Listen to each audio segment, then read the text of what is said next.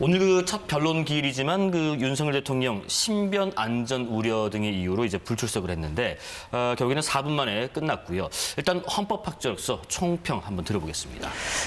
일단 그 탄핵 심판 절차에 본인이 출석해서 네. 적극적으로 임하겠다라고 하는 그러한 약속을 지키지 않은 점에 대해서 국민들이 실망을 한 부분이 많을 것 같고요. 탄핵 심판 절차는 그 형사소송 절차와는 달라서 그 피청구인인 그 윤 대통령이 꼭 직접 출석할 필요는 없거든요. 그러니까 대리인단이라도 출석하기 위해서 변론을 이어갔으면은 좀 더 신속하게 그 탄핵 심판 절차가 진행되고 또 변론 또한 좀 더 충실하게 될 수 있었을 텐데 굳이 본인이 출석하지 않는다 하더라도 대리인까지 출석하지 않은 것은 유감입니다. 네. 자, 윤석열 대통령 측에서는 탄핵 심판을 심리하는 이 정계선 헌법재판소 재판관에 대해서 공정한 심판을 기대하기 어렵다 하면서 기피 신청을 냈습니다. 국회 인사청문회에서 한 발언도 문제를 삼았는데요. 당시 발언 잠시 들어보겠습니다.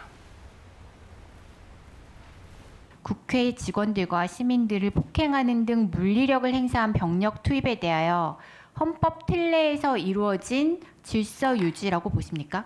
그 당시에는 그렇게 느끼지는 못했습니다. 군대와 경찰을 투입하여 국회의원들의 국회 출입을 무력으로 막은 것은 헌법상 근거가 없는 위법행위라고 보이는데 이에 대하여 어떻게 생각하십니까? 만약에 국회를 물리력으로 봉쇄하고 의원들의 그 의정 활동을 방해했다면 위헌적인 행위라고 생각합니다.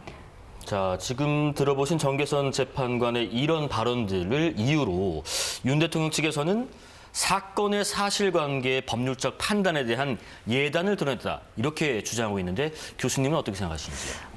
꼭 그렇게 보기는 어려운 것이 윤 대통령의 12월 3일 비상계엄이 비상계엄의 선포 요건을 충족하지 못했다라고 하는 점, 그래서 위헌이라고 하는 점에 대해서는 헌법학계에서 거의 이론이 없는 것으로 알고 있습니다. 그런데 이제 탄핵 심판 절차에서는 직무 집행행위가 헌법이나 법률에 위반된 때라고 되어 있지만 그 파면할 만큼 그 법 위반이 중대한가 하는 것을 별도로 또 판단해야 되거든요. 네. 그래서 위헌이라고 해서 반드시 파면된다 이러한 판단하고 반드시 동일한 것은 아니기 때문에 비상계엄 선포가 위헌이다라는 판단을 했다고 그런 발언을 했다라고 해서 탄핵 심판 절차에서 반드시 파면할 것이다라는 예단을 가졌다 이렇게 단정하기는 어려울 것으로 보입니다. 그런데요, 그 조한창 재판관도 인사청문회 당시에 계엄 당시 전쟁 상태는 아니었다. 그리고 판사 체포는 도저히 있을 수 없는 일이다. 사법부의 독립을 침해하는 중대한 사건이다라고 말한 적이 있는데 헌재법상 동일한 사건의 두 명의 재판관 기피가 불가능하다고는 하지만 왜 정계선 재판관에 대해서만 기피 신청을 냈을까? 어떻게 생각하세요?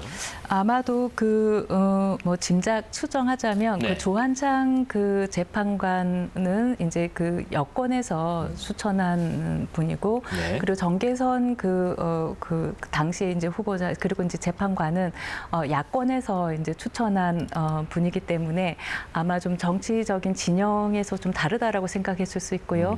또 다른 한 가지는 정계선 재판관 같은 경우에는 그 남편이 지금 그 김희수 대리인 단에 지금 속해서 지금 활동하고 있는 김희수 전 재판관과 같은 네. 그 법무법인에서 일하고 있다는 점 때문에 또 어떤 좀 이해 충돌이 있다 이렇게 공정성을 좀 기하기가 어렵다 이런 주장도 했던 것으로 보입니다. 그래서 그 점은 조금 그렇게 생각할 여지도 어느 정도는 있는 것도 같습니다. 그래서 법원에서는 예를 들어 이제 그런 사유가 있을 때에는 네. 이제 배당을 다시 한다고 하거든요. 그런데 헌법재판소는 상급심이 없고 다른 재판부가 있지가 않기 때문에 재판관 한 명 한 명의 비중이 너무 크기 때문에 그런 점에서 어떤 기각 결정을 한 거 아닌가 이렇게 좀 추정을 해봅니다. 윤석열 대통령 측에서는 이 정계선 재판관에게 스스로 회피를 촉구했습니다. 양식 있는 재판관이면 스스로 회피할 거다. 어떻게 생각하세요?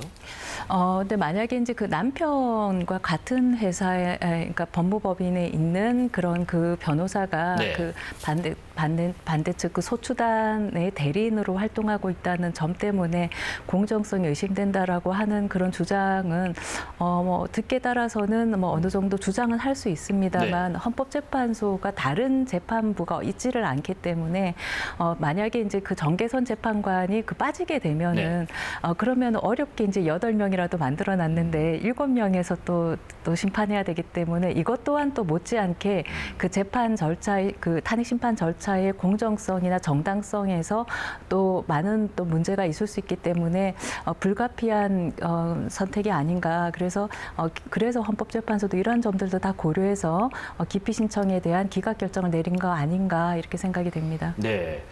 문영배 권한대행도 그렇게 설명을 했습니다. 7분의 일치된 의견이었다 이렇게 밝혔고 결정문은 오전에 송달했다고 전했고요.